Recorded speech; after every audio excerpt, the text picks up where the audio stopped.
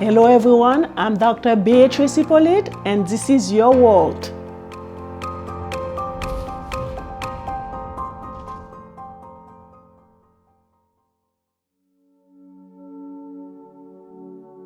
For someone who's skeptical and says, I killed every plant. I know somebody. Oh, I know someone. How do you convince them it is still worth trying? So I think the first thing that has to happen is we have to kind of reframe it. We can't really say that a good healthy plant equals success and a dead plant equals failure. I kill plants all the time. It's part of the hobby. It's the practicality of gardening. Not every plant is going to survive, right? So if you start with that and you let people understand that really the benefit of the gardening is the interaction that you have with caring for something and nurturing life upon it, right? So that's the benefit of it. And then you want those people to start with something small, something that, something like a mint plant. Mint plants are notoriously invasive, right? It's very difficult to kill a mint plant. So you put it in a pot and you water it and you do what it has, there are certain plants that are going to be easier for that person to grow. Another thing is maybe get like one of those, like a starter kit. Something that's a starter kit, because there's not that much thought process that has to go into it. It comes with instructions. It comes with the appropriate seed. It comes with the appropriate soil. It comes with all the instructions. And so somebody who is reluctant or fearful that they're not going to be successful, quote unquote successful, because like I said, plants die all the time. I can't tell you how many times I've had a plant. It just didn't make it. But that's part of your ability of being able to accept what it is, because it's not always going to come out exactly the way you want it. It may not be, but that doesn't mean that you've created a failure in that situation. It just means that maybe there was too much water, maybe, it's more like feedback. When a plant dies before you, what you're receiving from that is more like feedback, as opposed to, oh, I'm a horrible failure at growing plants. No, the feedback says you watered it too much, you didn't give it enough water, the pot was too small, the soil didn't have enough nutrients. There's all the different reasons why that plant could not have succeeded, not necessarily because of you as a person. Yeah. It's just something that you didn't know. It's basically like a vaccine. When, let's say if there was an epidemic and they create a vaccine, they know the cause of that is to heal or help with whatever that is going on. But at the end of the day, so it's like they guarantee that will not cause harm to anybody. Right. So it's like, that's what we call the background noise in research. That's it, the background noise, that's what it is. So, and while you were talking about that, so I say, hey, there is no guarantee that you're gonna be able to save all plants. Right. So it's like, hey, you put the work out there, so you wanna, you want every plant to survive. Yep, and that starts from seed, because not every seed is gonna germinate. You may have a cell pack of 20 seeds, and maybe 18 of them germinate, and there's 2 that just don't make it. They just don't make it, and that's just the part of the process. It's just the part of the process of gardening. Okay. What plant or gardening tasks do you prescribe most often for beginners struggling with anxiety or depression? So again, I think you want to start off small, right? If you're starting off small, you want to start with something easy, a kind of win-win plant, maybe a pothos, a snake plant, mint, basil, cherry tomatoes. These are all things that are kind of almost like the set it and forget it. You don't necessarily forget it, but they are very hardy in that they are able to provide you with a harvest. You're able to get something from that. So if I wanted to have somebody, do something within a 10-minute period of time, maybe what I would have them do is just, put their hole in the soil and plop a seed in, cover it up, give it some water, and walk away. Maybe go outside and pick 1 or 2 weeds. You don't have to spend a tremendous amount of time when you're getting started, but as you gain confidence and as you see that you are harvesting stuff. You're able to make peppermint tea from that. I put a piece of peppermint out there and now I have enough that I can make tea. That gives you the confidence to go out and to dedicate a little bit more time, maybe than 10 minutes the next time. Then maybe you're out there 30 minutes, you know what I mean? And as time goes on, you really gain the confidence in gardening. Okay, so my next question now, if someone, let's say anybody's watching or listening now, is dealing with stress or low mood, what the 10 minutes garden task they can start today? A 10-minute garden task that you can start today, I would say would be like repotting a plant. Get yourself a small little plant, from the, and you can get them from anywhere. Or you can even go into like the Dollar Tree.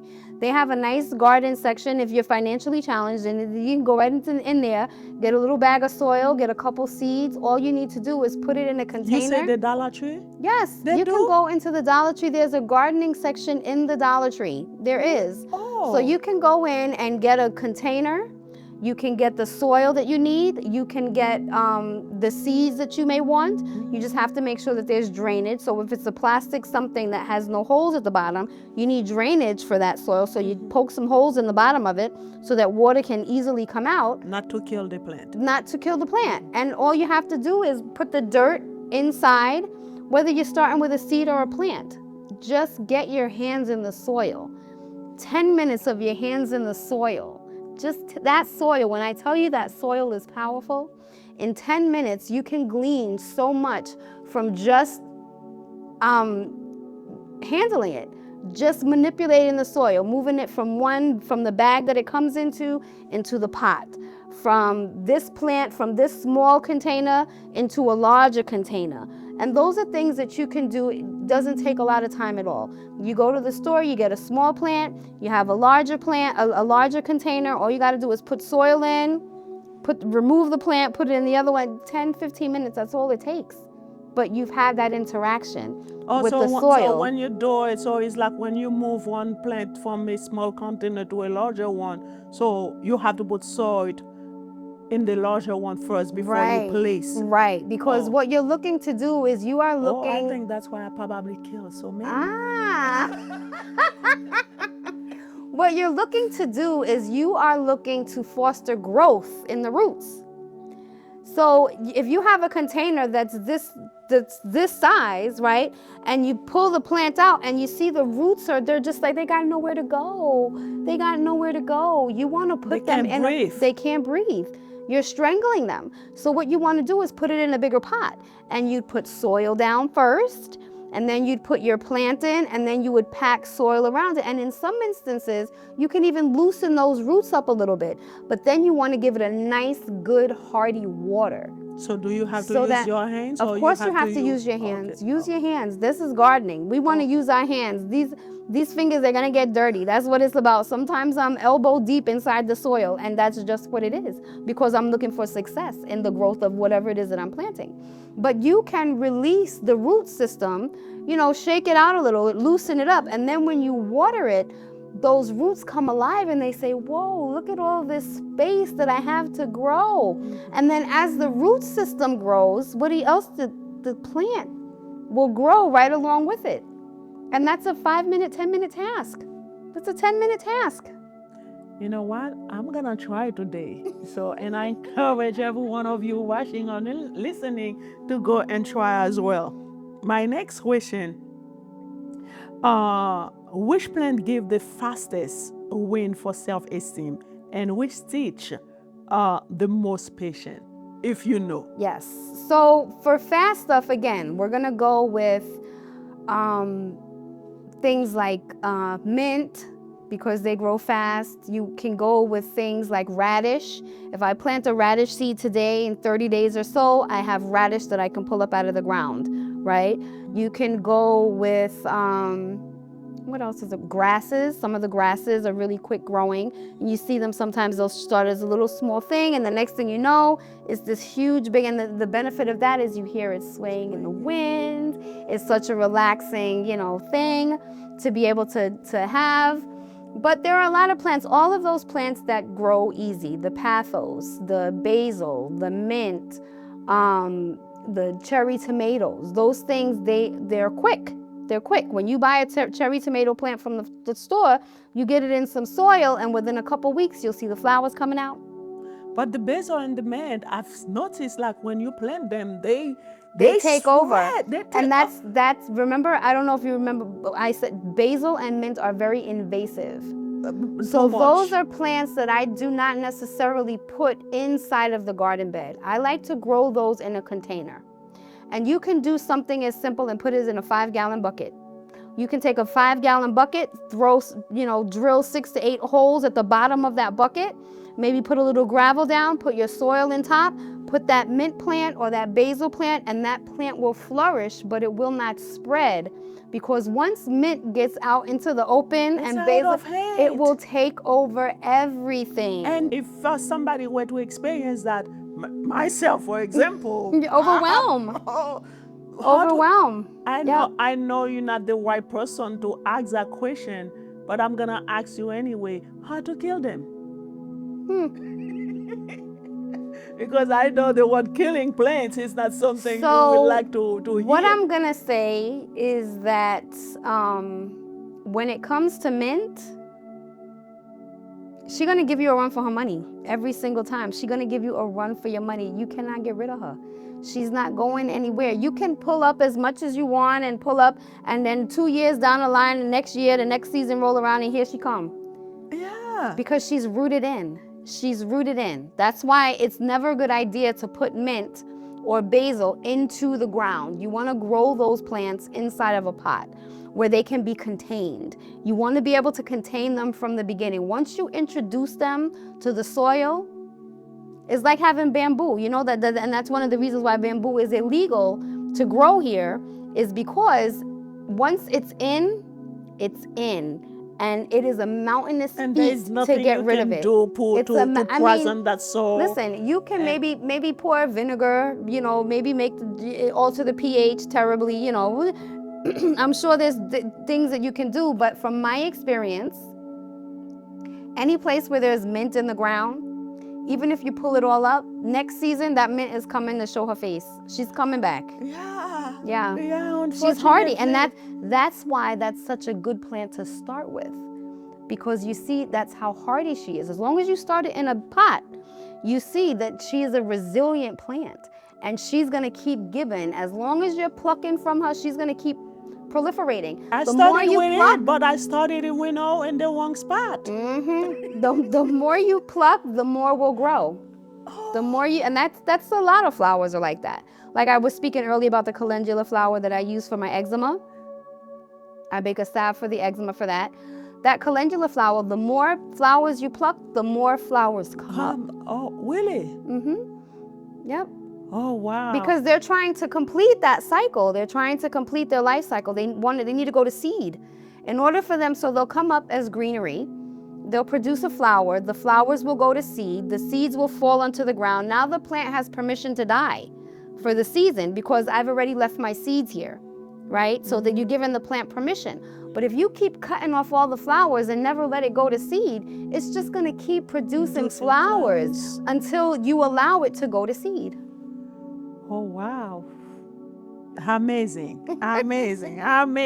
So I don't know. I'm learning a lot. I don't know about you who are watching or listening, but I'm learning a lot. My next question, what are the 3 biggest mistakes beginners make that cause frustration instead of therapy?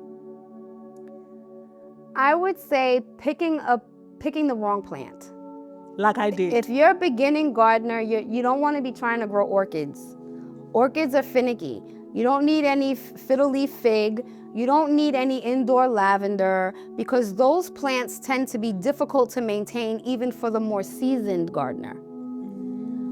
You want to pick something that is also fast growing, because it's an immediate gratification. It's that immediate dopamine that says, oh wow, look, I grew a mint plant and I can make tea from this plant.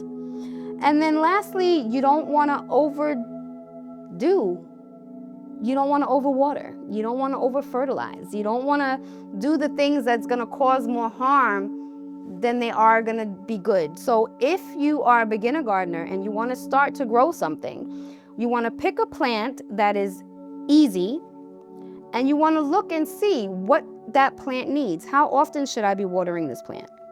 What kind of things are going to help nourish this plant? Does this plant take a lot of nitrogen? Does this plant take a lot of phosphorus? What is it that this plant needs to thrive?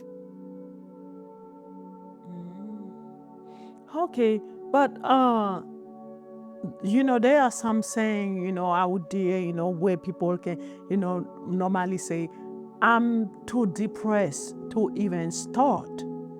How do you help people overcome the activation energy to begin with? So the idea of a garden, it sounds so grandiose. There's so much involved. Plant a seed. Plant one seed. Get one little cell pack. Plant one seed. It's short. It doesn't take a lot of time. One task at a time. 1 10-minute task. And that can get you started, because once you start seeing the progress that you've made, it allows you the confidence to be able to go on further. And again, like I said, we talked about like the starter kits. Like sometimes they have those like cactus starter kits, and it comes with the sand and the rocks and the whatever the case is, right? It's something that's all, you don't have to think about it. There's no thought process that comes with that. The package comes with the instruction. That's a great way to get started. And it's without having to invest so much. Because when you're depressed, you want to see something that's low maintenance. You don't want to have a high maintenance something, because that just adds to the weight that's already on your shoulders that's causing the depression in the first place. You want to have quick, simple things, have a little cell pack, put the seed in the dirt, water it, walk away for a little bit. Very important to know. My next question, when is gardening not helpful? Are there people or conditions where it could backfire? Yeah, sometimes people have tremendous allergic reactions to whatever it is outside. Sometimes people are sensitive to the sun. Sometimes people don't have the physical mobility or the dexterity in their hands to be able to do some of the tasks. Any time that something causes you pain or causes you to suffer some kind of infirmary, probably not a good idea. Probably pick another hobby. Yeah, cooking. Right. Whatever that something, it is. Something that's not going to cause you to be sick, because you don't want to be participating in something that's to your detriment. Yeah, right. Because the whole idea is like to keep you joyful, yes, healthy, uplifting, yep. But not to cause any harm. That's it. Share your nurturing spirit with the plants. That's a wonderful thing to be able to do. But if you can't physically get it done, then it becomes more of a hindrance than a help. I know you are in the medical field, and my next question will be, is like, should doctors, nurses, or any provider who's qualified to prescribe medication, should they prescribe writing prescription to garden alongside, like a med therapy or any other health system doing this? If you know about that, I think that it couldn't hurt. It couldn't hurt. Whatever it is, whether you are in a CBT book and you're taking regular therapy sessions, or you have, whatever the case may be, whether you're suffering dementia, gardening, it can't hurt you. It's not going to hurt you. And at the end of the day, not only will it not hurt you, but it will give you confidence, because when it's time to harvest, you have something that you can take from that, and it's something that you have created. And the ability to be able to create something, that in itself is a confidence booster like no other. That in itself is really going to allow you to thrive and maybe overcome some of the symptomatology of whatever your mental health illness is. I knew a old lady, who will do gardening every year just for the sake of sharing. Yep. you Because know, it's beautiful. all those sweet bell peppers, Yeah. cucumber and tomatoes. So, she likes to make trays for everybody, even if it is one tomato. But you know what? So it was, and you're so happy to receive it because it's giving to you, out of love. So, and I encourage people who can get involved into that to just go ahead and do so. It's a wonderful experience. My next question, in 10 years, what do you hope we understand about plants and mental health that we don't fully grasp now? I feel like we've kind of been speaking on that this whole time. Really, I think that people in general look at gardening as a task. If they don't think that they can be successful at gardening, I don't think that people look at it as something that can foster improvement in their mental health. They look at it as chores. Oh, I gotta go pull the weeds. Oh, I gotta go water the vegetables. They don't see it as something that is helpful to them. They just see it as more tasks that need to be completed. That's what I think. I feel like that's how most people are like, you hear somebody, oh my goodness, I gotta go outside and water these plants. It's so hot. They have so many complaints about the tasks and are not framing it in a way that's going to be beneficial to them. They're framing it in a way of something that, is a detriment, something that is a chore, something that's going to be a challenge. But really, in 10 years from now, I would want people to reframe the way they think about gardening and not necessarily think of it so much task-oriented as it is the opportunity to foster and nurture life in a being that is not of yourself. Well said. Oh, my next one before the last one. What one myth about gardening for mental health you want to pull out by the roots? That it's all just work. Okay. I feel like I said in the previous question, I think that people just associate gardening with work and whether it's going to be a fail or whether it's going to be a success. And I just want to scoop that right away, because what I want people to understand is that gardening is a give and take. You're putting your energy and your effort into these plants, and they are providing you with fruits. They're providing you with abundance. And so the myth that it's just work for naught, it's a horrible way to think about gardening. Okay. So I would want to pull that out by the root and toss it into maybe the compost bin or something. Okay, so my last question. If you could design the perfect healing garden for mental health, what 3 elements must it have? I feel like all gardens need to be able to tease your senses a little bit. The smells, the sights of the flowers, the sounds of the grasses going back and forth, maybe the way a plant feels like a lamb's ear. It feels soft and cozy. So I would say I would start with that, sensory. Then I would say things that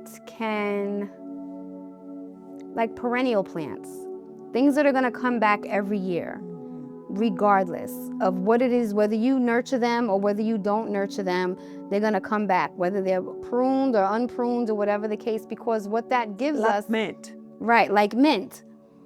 Or the magnolia tree, or the lilac shrub, or the peony bush. Those are all flowers. Those are all perennial plants. Okay. They're all perennials. And the season ends, and then the new season begins, and they come. And that's without having to do much of anything. So it allows you to see that cycle that we talked about before. It's green, then it flowers, then it seeds, then it dies, and then in the next season, it's back again. So let's see, sensory, plants that come back without having to do too much terrible work. And for a third thing, that I think would be really beneficial for anyone starting a garden would be plants that you can harvest from quickly. So like the radishes, the cucumbers, all of those things that give you a lot of abundance in a short period of time, because again, we want to build that confidence. We want to be able to harvest as much as we can in as short a period as we can, because it's that dopamine hit that comes with, wow, I planted this seed and now here I am, several weeks later, and there's radish, there's, whatever it is that you decided to plant. I think those are the three things that are a must in every new beginner gardening when you're getting started. Those are things that are going to attract you. The senses, the things that are going to come back year after year, and lastly, the things that are quick grow. Okay. Thank you so much. And I believe this is the end of our show. Thank you. I don't believe that I have enough words to thank you, because I know it was not easy. You have a busy life. I do. And for you to be able to take time off your busy schedule to be with us, to be with me, my audience, and those who are listening. I said those who are listening because the podcast is being heard on about like 12 different platforms, like Amazon, Apple Music. So Right. those people, they just can listen to it, but they will not be able to Watch won't be able to watch and see your beautiful face. Oh my goodness. So it's it was like a great privilege to have you today, and learn about so many things that I didn't know about plants. I know I love plants. Sometimes some of them I love them from a distance. Some of them I kill so many times, and I'll buy the same thing again and again. But so it was something, it was a great moment for me to learn about plants, to know about the benefits, not only the mental health benefits, but the cognitive and the physical benefits. So, myself, I've learned a lot, and I hope that every one of you, watching or listening, have also learned. Thank you so much, and kudos to my sister again. So who basically pushed for that. My sister basically booked you because it's like we were talking, and it's like, you know what? I know Nurse Tanesha Robert is like the best guest for your podcast. You have to have her on the show. And by the time, we were done with our conversation, she shared your information, and when I contacted you, so it was like, whoa, I'm in it. Like so a whirlwind. Thank you Listen, so much. I want to thank you for having me here, for allowing me to be able to come and share some of the knowledge that I have. I would genuinely want people to get into gardening because it does offer a tremendous benefit, and you can really just start small. You can get a small little plant or a small little seed, small little bit of dirt. Give yourself 10 minutes just to get things started, and as the growth process happens, you really allow yourself to get the confidence, and it's a tremendous booster for anyone suffering from any of the mental ailments that we talked about previously. I appreciate you having me here. I know, I said the last question was the last, but when you mentioned that I think the last question just came in.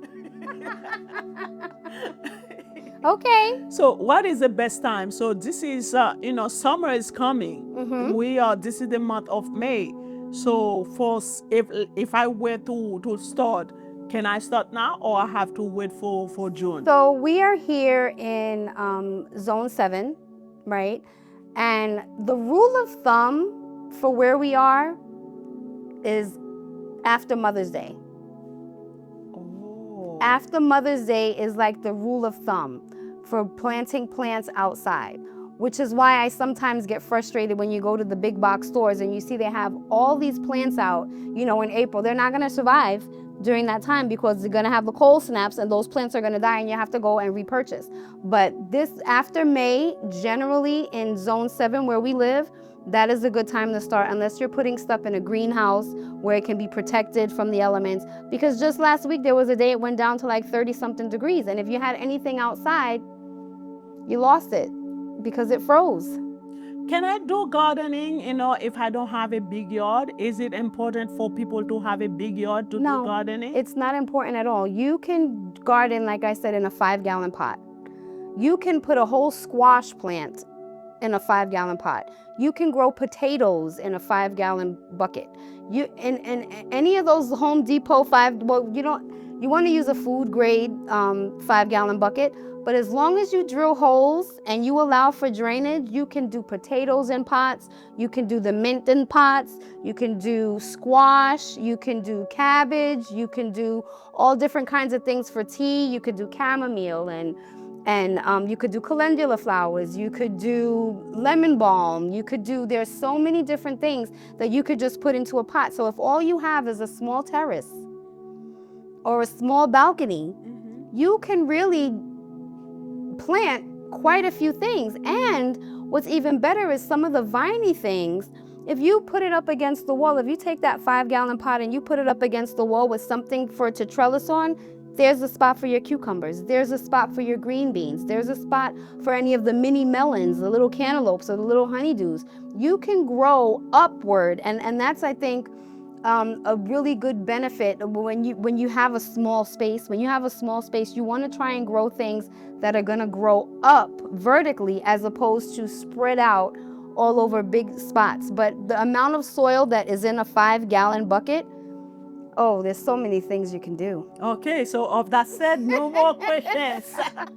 Let's put an end to this. So once again, thank you so much. And I'm pretty sure today is your first time, but it won't be the last. Because as a nurse, there are other subjects that we will be able to talk about. So. Yes, there are. Yes, there are. I appreciate you having me. Okay, so of that said, I'll let you go. It was with you, Dr. Beatrice Hyppolite, with Your World. See you next time.